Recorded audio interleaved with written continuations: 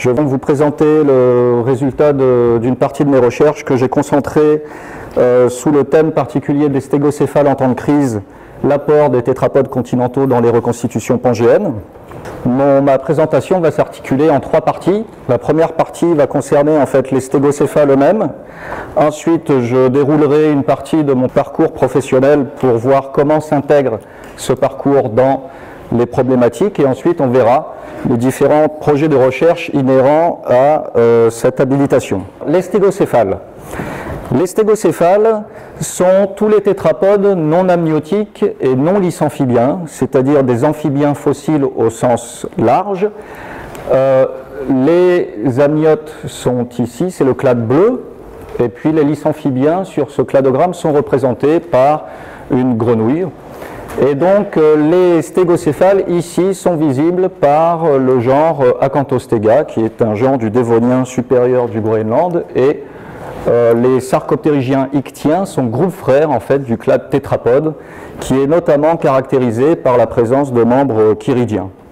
Pour illustrer cette belle diversité de tétrapodes aquatiques, j'ai illustré ici un requin, c'est-à-dire un poisson cartilagineux, pour vous montrer cette diversité. Alors en termes de caractère, les stégocéphales sont justement caractérisés par une mosaïque d'états de plésiomorphes et apomorphes, comme par exemple la présence de membres chiridiens potentiellement polydactyles chez les formes dévoniennes notamment, une articulation monobasale en ce qui concerne un exemple de caractère plésiomorphe, des dents labyrinthodontes sauf pour un certain groupe, les pospondyles.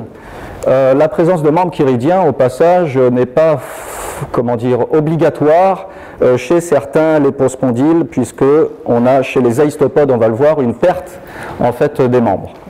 Ensuite, la présence du stapes est une synapomorphie du clade en fait tétrapoda.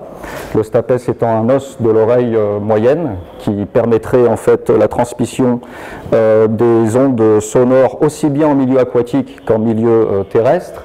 Et puis la présence de vertèbres cervicales, notamment, alors ça c'est un état plutôt plésiomorphe, et des odermiques en fait qui composent le toit crânien assez robuste. Stégé c'est la plaque en grec et képhalé c'est la tête. Ces plaques dermiques sont notamment ornementées et constituent donc un toit crânien qui n'est ni fenestré et assez robuste. Pardon.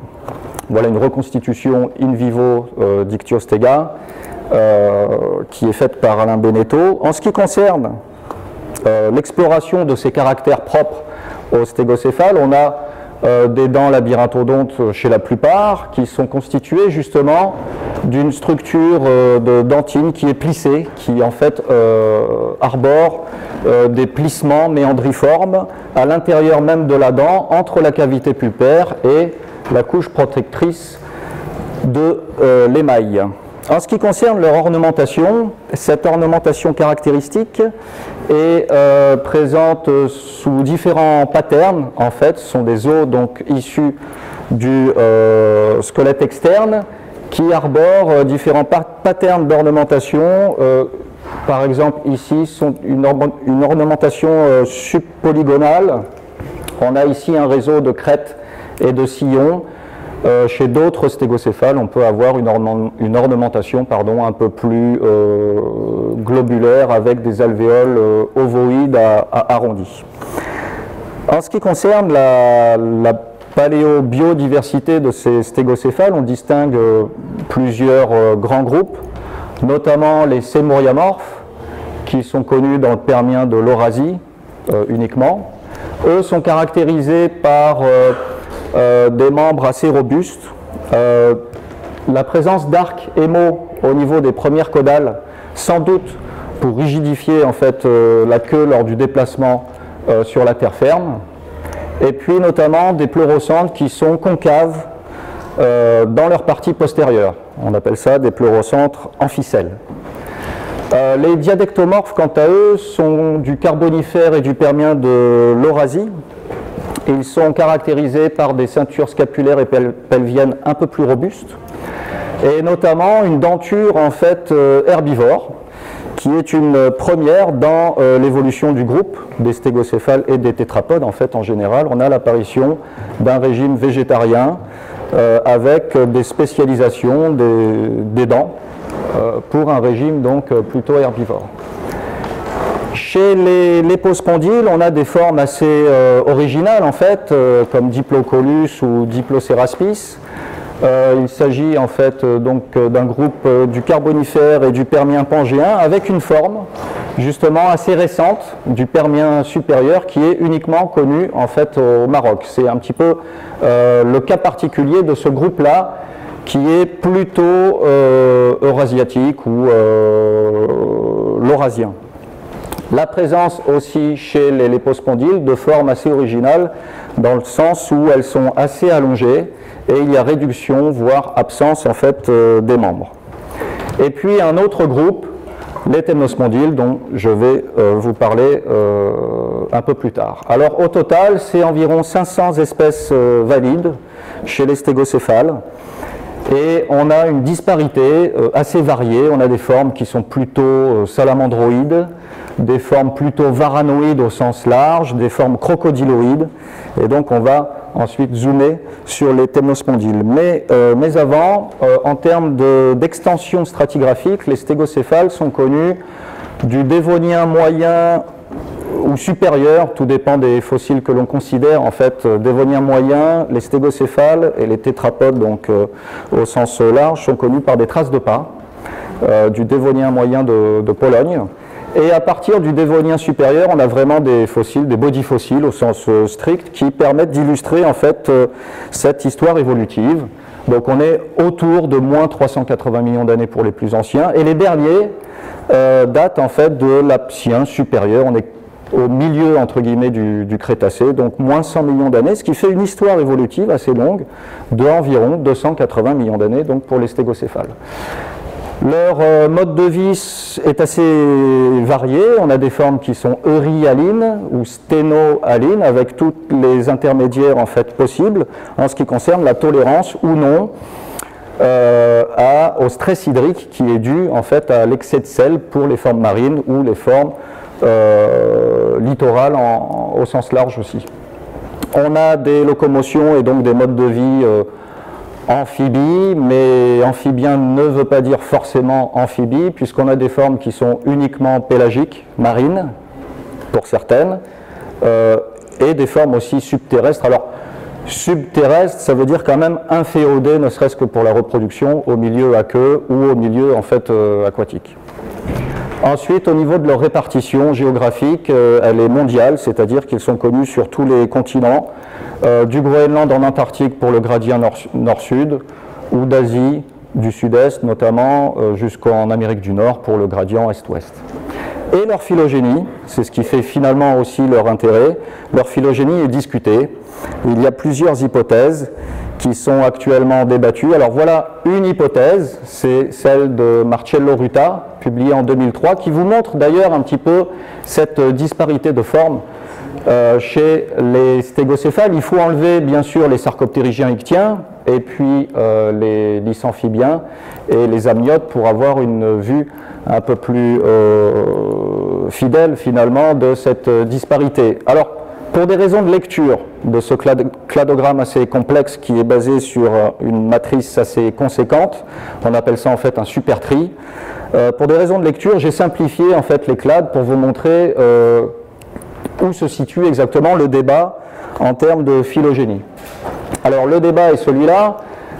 D'après certains auteurs, en fait la quasi-majorité des auteurs, les lysamphibiens, c'est-à-dire les amphibiens modernes, ont un taxon frère, un sister taxa, ou un sister group si vous voulez, qui serait donc les temnospondyles. On a les lépospondyles comme groupe frère du clade temnospondyle plus lysamphibien, et du côté de ce qu'on appelle les reptiliomorphes, là vous avez eu une description rapide en fait du grand supergroupe des batrachomorphes.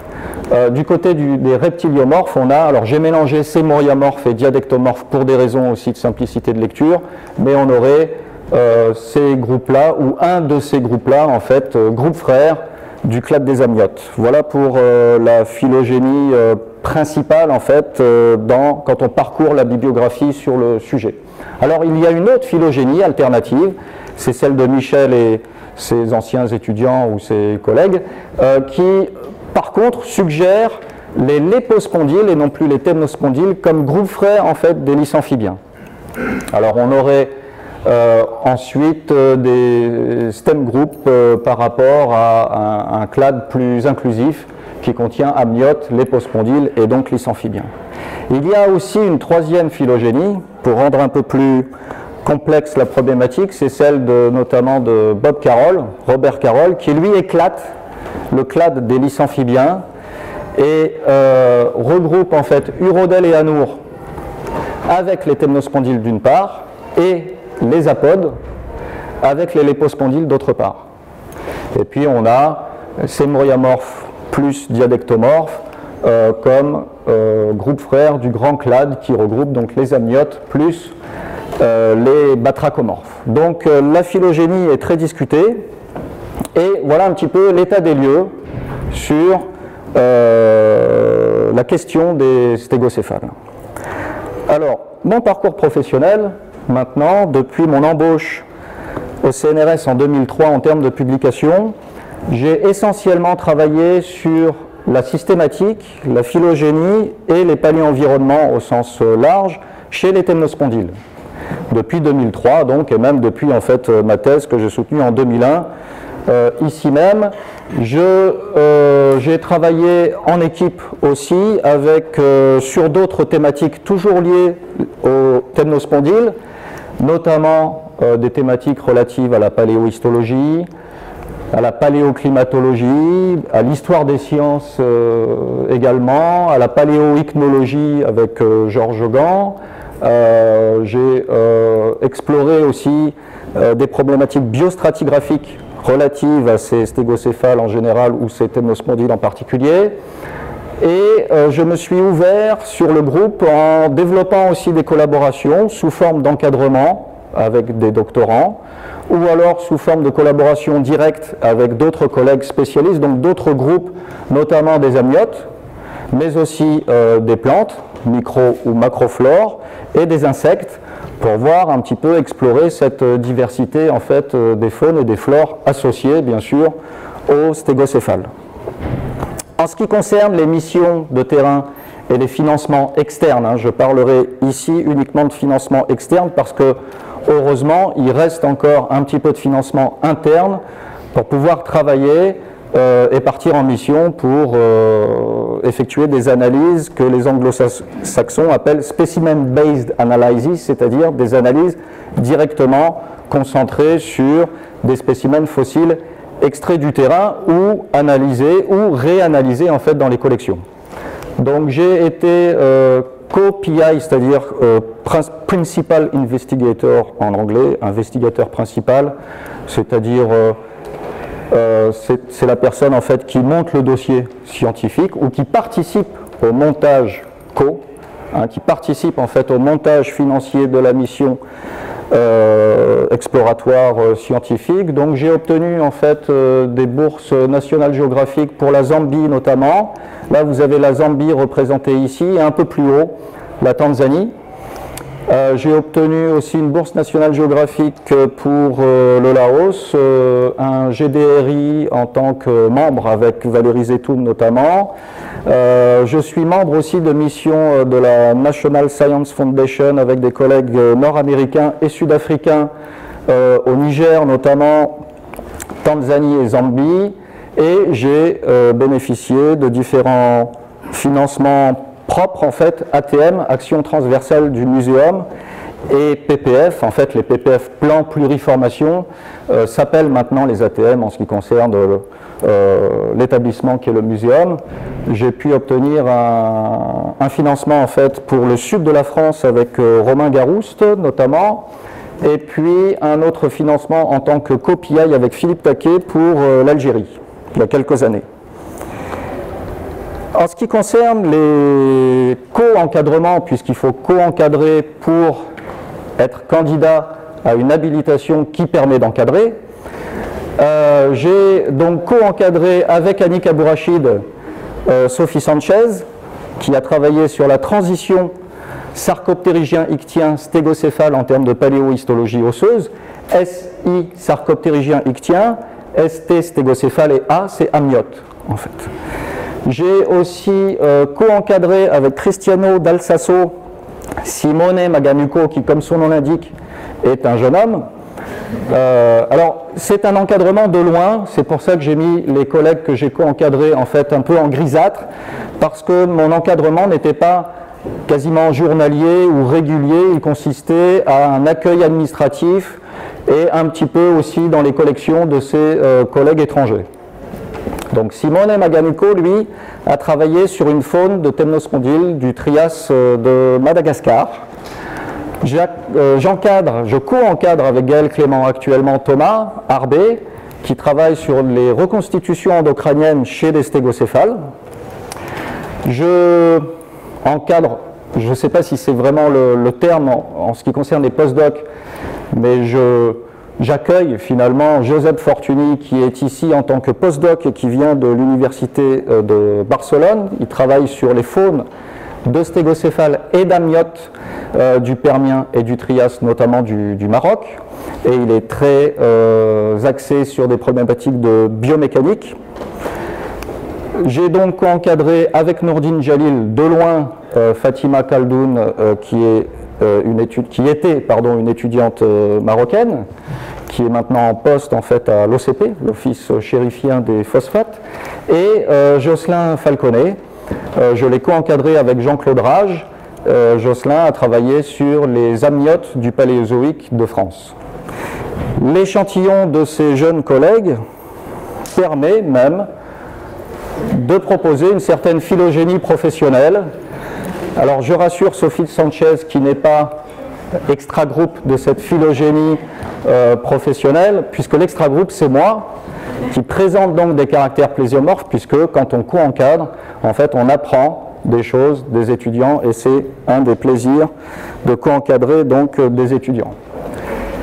En termes de création, j'aime pas trop ce terme, de taxon, ou d'érection de taxon, j'ai participé à donc la création d'une dizaine de nouveaux genres et ou nouvelles espèces. Niger Péton, Ricklessi et Sahara Stega, Morandiensis ont été publiés dans Nature il y a quelques années déjà. Ce sont des temnospondyles du Permien supérieur du Niger. Nous avons suivi les pas d'Armand de Rickless et de Philippe Taquet dans l'exploration paléontologique en fait de ce beau pays. J'ai participé aussi à la création de l'espèce Sternbergi en l'honneur d'un collègue tchèque. C'est un genre en fait de temnospondyle également du Permien de République tchèque. L'Assasaurus beltanae avec Jocelyn Falconet a été découvert lui dans les collections du muséum. C'est possible de faire des découvertes systématiques dans les collections de cette humble institution. Stanocephalosaurus amenacensis a été découvert dans le Trias inférieur à moyen d'Algérie. Metoposaurus algarvensis, j'ai participé aussi à la création de cette espèce, en fait, qui, comme son nom l'indique, vient d'Algarve, une belle région du sud du Portugal. C'est une espèce, en fait, du Trias supérieur. Un nouveau genre et une nouvelle espèce d'insecte. C'est le premier insecte mimétique de plantes qui a été découvert par un collègue géologue dans le Permien, en fait, du sud-est de la France, dans le Dôme du Barreau. Publié récemment avec l'équipe Andrénel et Romain Guarouste dans Nature également. Nous avons avec Joseph une nouvelle espèce de temnospondyle original parce qu'il présente un rostre très allongé et il provient en fait du Trias de Madagascar. Et puis, je ne suis pas encore allé, mais une nouvelle espèce et un nouveau genre d'ailleurs de temnospondyle du Trias moyen d'Antarctique que j'ai co-écrit, co-décrit également avec monsieur Hammer et Chris Sidor. Voilà pour la création en fait de différents taxons. En ce qui concerne les enseignements, j'ai enseigné d'une manière assez régulière en fait. J'ai donné quelques cours, hein.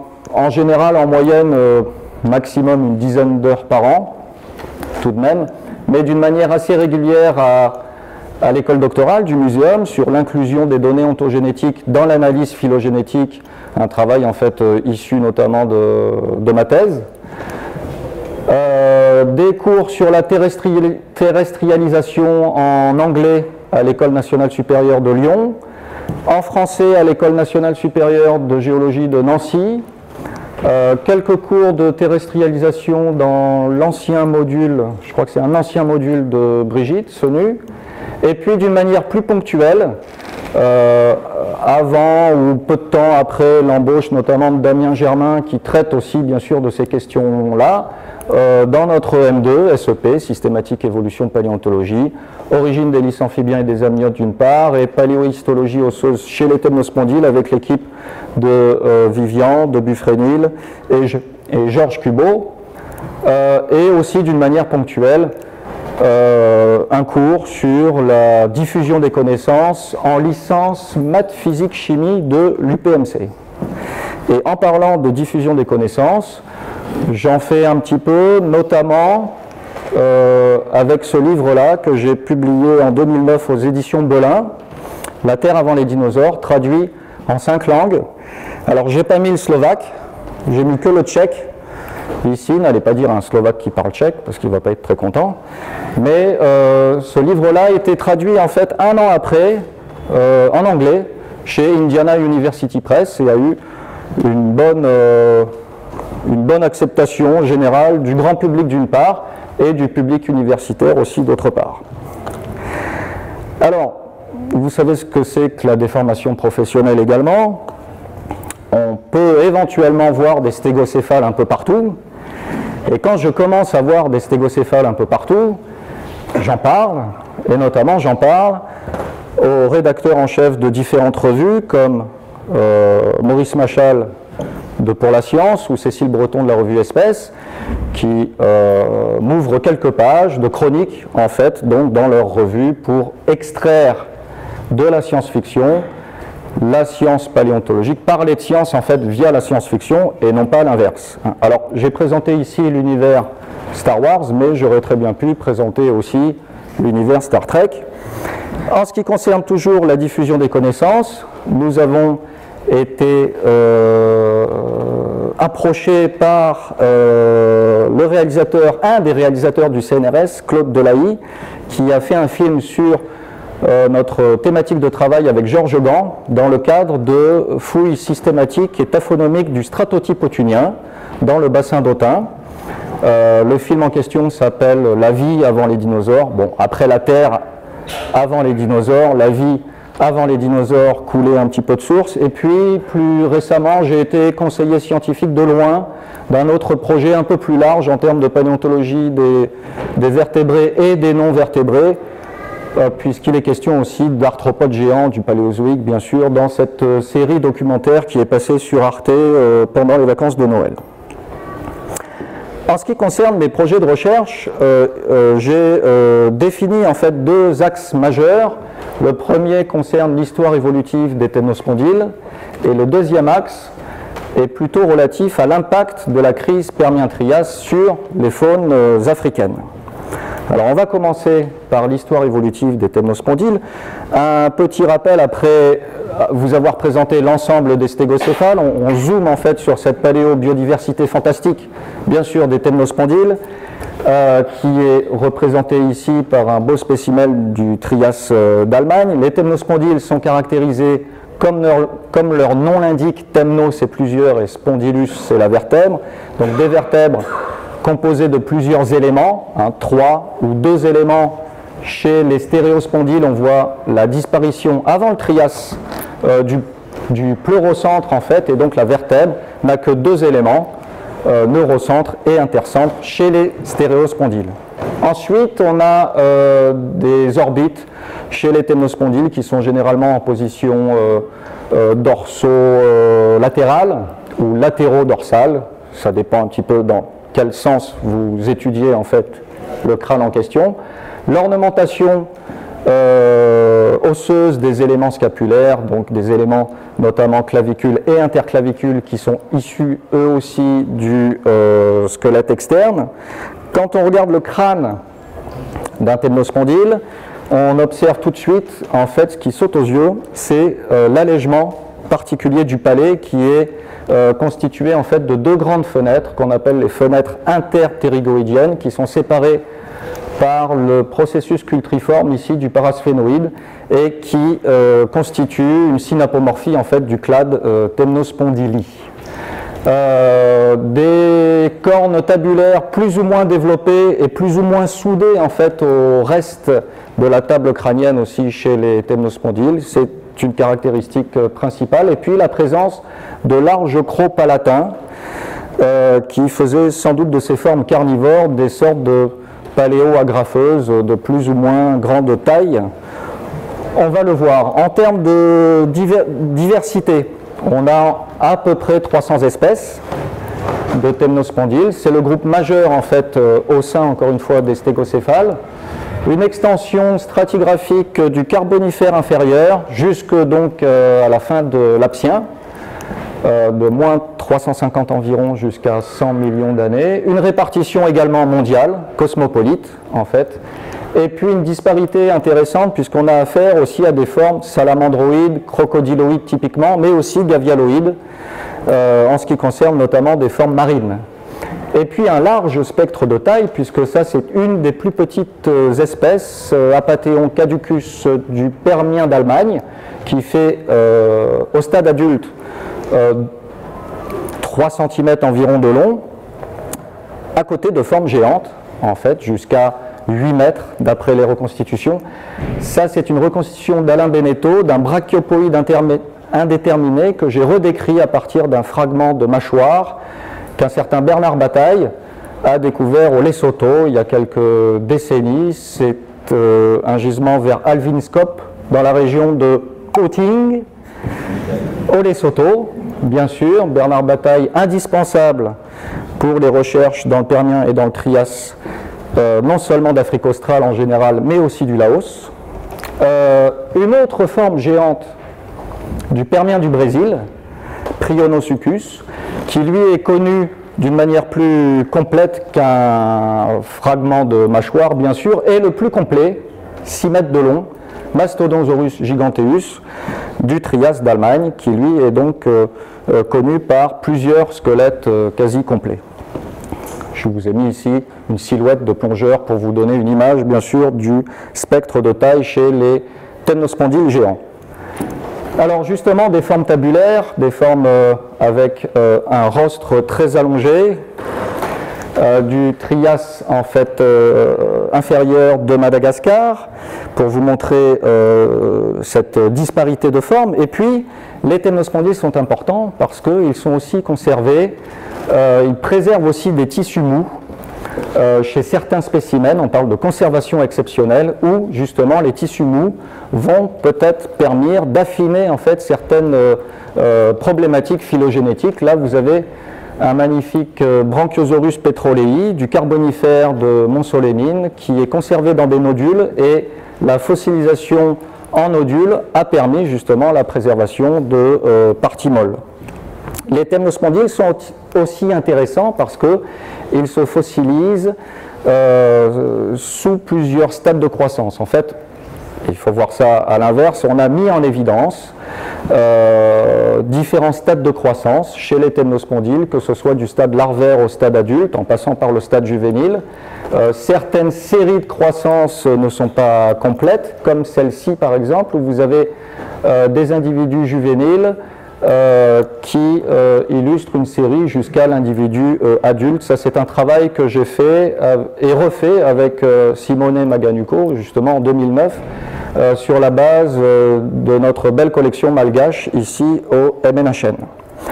En ce qui concerne justement ces séries de croissance, elles sont aussi intéressantes chez les temnospondyles parce qu'elles permettent des études de paléohistologie osseuse à partir de nos riches aussi collections du Trias marocain, notamment du bassin d'Argana. J'ai échantillonné en fait dans les collections plusieurs fémurs que j'ai sectionnés C'était encore possible à l'époque. Et on a pu en fait suivre l'évolution somatique, si je puis dire, de la structure histologique au cours de la croissance donc, de cette espèce-là. Il s'agit d'une espèce de métoposaure, du Tuitosaurus wasui, du Trias supérieur du Maroc. Et donc on a pu suivre en fait les différences en termes de structure de cette coupe diaphysaire, de ces coupes diaphysaires effectuées donc au niveau fémoral. On a reconnu bien sûr, c'est assez flagrant dans l'observation directe de la découpe, en fait une structure d'un organisme typiquement aquatique, plus ou moins aquatique, parce que quand on fait des modèles et des comparaisons avec des taxons actuels sous Bone Profiler par exemple, on a ici une structure plutôt aquatique franche qui passe à une autre structure plutôt aquatique moins franche en fait, qui se rapproche un petit peu du pôle terrestre mais qui n'est pas encore terrestre. Donc on peut hypothétiser en fait une sorte de sortie des eaux entre guillemets au cours de la croissance de cette espèce-là. On a en fait une spongiosa qui est très développée en 2 mots et l'absence en fait de cavité médulaire. Et cette spongiosa bien développée va se transformer très progressivement en une corticale compacte qui permet aussi d'observer des amulies de type ligne d'arrêt de croissance, dont l'interdistance d'ailleurs diminue très progressivement, ce qui marque un arrêt, enfin une réduction assez graduelle du taux de croissance de cet animal, avec une croissance qui est temporairement en fait stoppée à cause de facteurs divers et variés qui pourraient être liés au climat local. En termes de phylogénie, donc voilà une phylogénie consensuelle en fait des temnospondyles. Donc si on fait un petit bilan des études phylogénétiques, j'ai effectué la première phylogénie d'ailleurs publiée en 2002 chez les trématosaures, ces formes en fait longirostres. La phylogénie des capitosaures a été aussi fixée dans le cadre de collaboration. La phylogénie des édopoïdes également, les ériopoïdes aussi avec Joseph Klembara. Et donc il reste quand même des problématiques intéressantes qui sont celles-ci. Les dvinosaures, on ne sait pas encore trop si on a affaire à un groupe caractéristique des stéréospondyles ou des temnospondyles ou des autres en fait temnospondyles. Dans cette phylogénie-là, les dvinosaures sont inclus dans les temnospondyles non stéréospondyles. Et puis, des questions aussi sur les métoposaures parce que leur phylogénie n'a jamais été d'une manière moderne, c'est-à-dire informatique et parcimonieuse bien sûr, leur phylogénie n'a jamais été vraiment publiée aujourd'hui. Et donc le but, notamment grâce au co-encadrement de la thèse de Thomas, c'est d'extraire des nouveaux caractères, par exemple des caractères basés sur des reconstitutions de structures endocrâniennes ou des caractères aussi basés sur des observations paléobiologiques en comparant avec différents taxons. Le but, c'est d'essayer d'extraire en fait des caractères informatifs qui vont permettre d'affiner en fait certaines phylogénies au sein des temnospondyles chez des groupes problématiques, on l'a vu, mais en élargissant chez les stégocéphales pour essayer aussi de résoudre cette problématique de l'origine des lysamphibiens. Donc voilà pour le premier axe de recherche. Alors cette histoire évolutive, juste avant, s'intègre, j'essaie de l'intégrer dans un contexte plus global, notamment un contexte paléo-environnemental ou paléoclimatologique, et un des exemples est la collaboration que j'ai effectuée au Niger avec des collègues sud-africains et nord-américains dans la formation de Moradi. Donc on est retourné sur les pas d'Armand, de Riclès et de Philippe Taquet qui étaient sur place dans les années 70, on était tout petits à l'époque, et on a réexploré en fait cette formation en violet ici. Nous avons découvert, alors voilà une photo en fait de cette belle formation de Moradi, on est dans le Sahara en fait nigérien et vous avez en surface d'ailleurs des esquilles osseuses de temnospondyles en fait. J'aime bien la comparaison, elle est un petit peu facile. Mais à droite, c'est la planète Mars. Alors nous avons découvert durant plusieurs campagnes de fouilles dans ce Sahara, que ce soit d'ailleurs nigérien ou sud-algérien, une faune endémique, c'est-à-dire composée uniquement de taxons en fait propres à ce site. Alors il y avait déjà bien sûr décrit Moradisaurus grandis, qui est un grand reptile captorinomorphe, décrit par Armand de Riclès et Philippe Taquet dans les années 80. Nous avons découvert des restes de gorgonopsiens, un autre captorinidé nouveau qui est encore en cours d'étude, des temnospondyles, j'en ai déjà parlé un petit peu, et puis une espèce également endémique de pareiasaures, de parareptiles dans donc, le Permien supérieur. Et donc l'hypothèse, quand on regarde où le Niger se plaçait à l'époque sur les modèles paléoclimatiques, notamment ceux de Riese et Tal 2001, on se rend compte qu'on est un petit peu à la transition entre deux climats et que cet endémisme très marqué du cœur de la Pangée de l'époque pouvait être lié à des facteurs climatiques. Et donc, fort de cette hypothèse de travail, nous avons refait des missions de terrain afin d'analyser plus en détail en fait, des éléments fossiles comme des rhizolites, par exemple, aussi bien en termes de faciès, enfin de microfaciès, que de géochimie. Les rhizolites et leur analyse donc en termes de géochimie, le delta C13 et le delta O18 ont montré qu'on avait affaire à une très forte aridité à l'époque. Ensuite, en termes de paléobotanique, de macroflore, nous avons découvert, toujours dans cette formation, des sortes d'appareils reproducteurs nains de coniférales qui suggèrent en fait des essences très xérophiles. Et en termes d'histologie osseuse, avec Sophie Sanchez, nous avons sectionné en fait différents os longs de reptiles d'amyotes en fait, et toutes ces données-là, d'une manière multidisciplinaire, ont permis de conforter en fait cette hypothèse d'impact climatique très marqué, très sec, avec des alternances de saisons sèches et un petit peu moins sèches, pour ne pas dire humides, qui devaient façonner, entre guillemets, en termes de systématique, bien sûr, ces populations de tétrapodes de l'époque.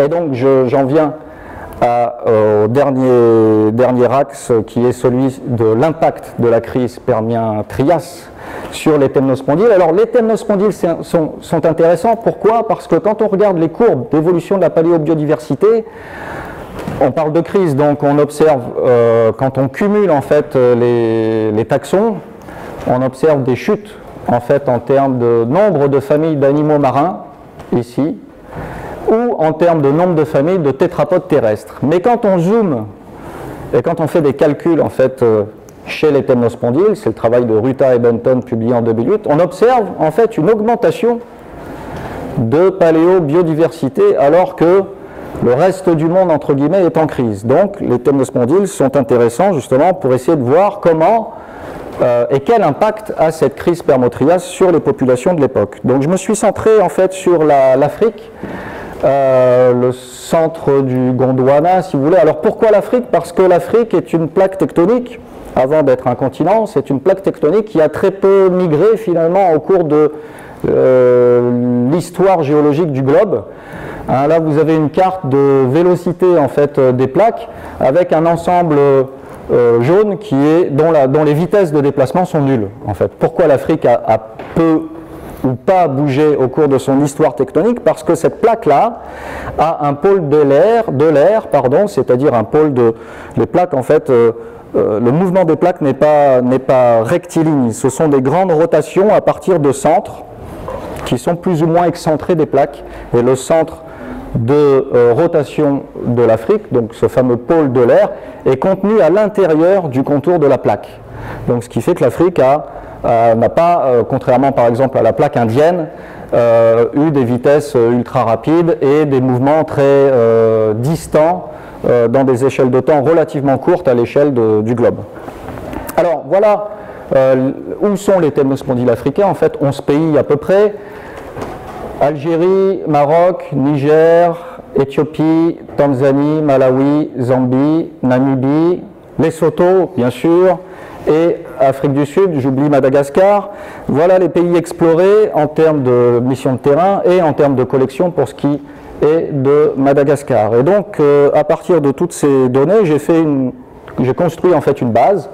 Alors, c'est une base basique pour l'instant, puisque elle est faite sur Excel, tout simplement, et elle comporte en fait des entrées multiples, aussi bien les localités, les formations, les taxons, les groupes, des estimations aussi minimum d'individus pour affiner un peu plus tard les études taphonomiques. Alors, estimation minimum d'individus, c'est-à-dire que quand dans un assemblage, j'ai 2 crânes, ça fait 2 individus.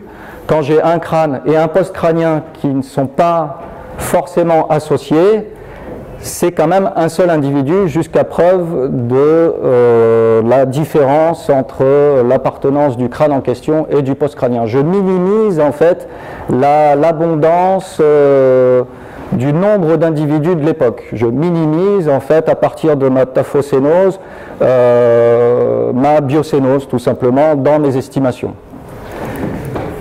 La localité, les références bibliographiques, donc ça ce sont tous les ténospondyles en fait du Permien et du Trias d'Afrique. Et donc cette base de données va être traitée d'une manière quantitative en termes de paléobiogéographie avec la méthode des Bipartite Occurrence Network. Ça tombe bien parce qu'on va bientôt rentrer dans le 2e tour de notre saison électorale bipartite, et donc j'ai pris en compte en fait cette espèce de taux de similitude des faunes qu'on appelle bipartite density, BC comme son nom l'indique, avec une formule, le nombre d'occurrences, c'est-à-dire le nombre de fois que le taxon est présent dans une localité. N c'est le nombre de taxons et puis L c'est le nombre de localités. En gros, pour faire très simple, si votre taux de similitude des faunes est nul, comme c'est le cas ici à gauche, ça veut dire que vous avez uniquement des espèces ou des taxons endémiques en fait au site en question. Hein, là vous avez 9 taxons, 3 localités, chaque taxon occure, c'est-à-dire apparaît dans sa propre localité. Donc vous avez en fait un taux BC nul. A l'inverse, quand les taxons apparaissent dans toutes les localités, vous avez un BC maximum, c'est-à-dire un BC de 1, où vous n'avez plus en fait de taux d'endémisme relevé par ce système de graphique en fait de calcul. Alors cette méthode s'avère intéressante puisqu'elle a déjà été testée par mon équipe et moi, ou plutôt notre équipe, sur tous les tétrapodes en fait du sud Gondwana. Alors quand je dis tous les tétrapodes, ce sont les amphibiens et les amniotes, bien sûr. On a pris en compte en fait plusieurs grandes localités, des bassins sédimentaires permo-triasiques en ce qui concerne le bassin du Karoo, le bassin de la Ruhuhu en Tanzanie, le bassin de la Luangwa en Zambie, la localité, le bassin de Chiweta n'est que permien et le bassin de Beacon en Antarctique n'est que triasique. Mais nous avons quand même intégré ces données-là dans notre analyse. Donc nous avons fait, à partir de cette base de données basique de type Excel, nous avons fait en fait une sorte de matrice où nous avons listé en fait tous les taxons avec 0 absence et 1 présence en fait dans telle ou telle grande localité. Nous avons fait 2 séries de jeux de données, une dans le Permien, une autre dans le Trias, et donc nous avons observé graphiquement comment agissait en fait la crise Permien-Trias en termes d'impact des faunes. Voilà la faune en fait du sud Gondwana, de tétrapodes du Permien. Et puis on observe qu'après la crise, on a une fragmentation en fait des faunes. Pourquoi? Parce qu'on a relativement moins de faune et de taxons partagés en fait entre les localités. Donc la crise Permien-Trias, dans ce cas-là bien précis, agirait finalement sous la forme d'une sorte de balkanisation, pour reprendre le terme anglo-saxon que nous avons publié dans un PNAS il y a 1 an ou 2, si je me souviens bien. Donc bien sûr, et pour finir, en termes d'évolution de la paléobiodiversité, ces courbes-là seront comparées d'une part avec des courbes associées chez les plantes, notamment, chez les insectes aussi, avec les problèmes inhérents dans ces sortes de comptages, puisque les courbes peuvent varier en fonction de ce que vous prenez comme niveau taxonomique en compte. Et dans un deuxième temps, elles seront également comparées entre domaine marin et domaine continental. Je pense par exemple à Arnaud Braillard qui travaille, lui, sur l'impact de la crise Permien-Trias en domaine marin et qui vient de montrer justement que le turnover, c'est-à-dire la diversité post-crise, se fait très rapidement en domaine marin. Donc à voir prochainement si le signal en fait en domaine continental est finalement le même ou pas qu'en domaine marin, et si c'est le même, quel est le timing relatif entre l'impact en domaine marin et l'impact en domaine continental. Merci de votre attention.